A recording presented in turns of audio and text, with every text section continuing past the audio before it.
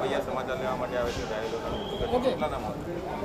આજે સવારના રોજ અંબાજીથી નડિયાદના કઠલાલ અને આસપાસના ગામના લોકો દર્શન કરી અને પરત ફરી રહ્યા હતા ત્યારે ત્રિશુળિયા ઘાટ પાસે બસની પલટી ખાવાના સમાચાર મળ્યા હતા.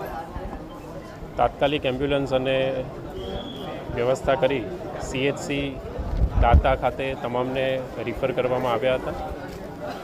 બસમાં 60 કરતાં પણ વધારે મુસાફરો હતા.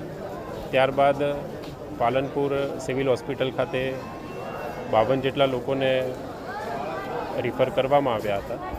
હાલમાં જે 52 ઇજાગ્રસ્તોમાંથી 2 ICUમાં છે, બાકીના તમામ સ્ટેબલ છે અને તમામની સારવાર માટે હોસ્પિટલનું તંત્ર ખડે પગે છે.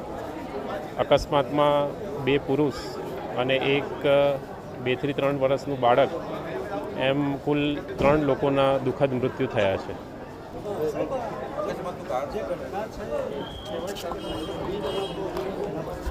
હાલમાં પોલીસ ઇન્વેસ્ટિગેશન એ સંદર્ભમાં ચાલી રહ્યું છે અને ત્યારબાદ પોલીસ તપાસ પૂર્ણ કર્યા બાદ આના ઉપર વધુ પ્રકાશ પાડી શકશે.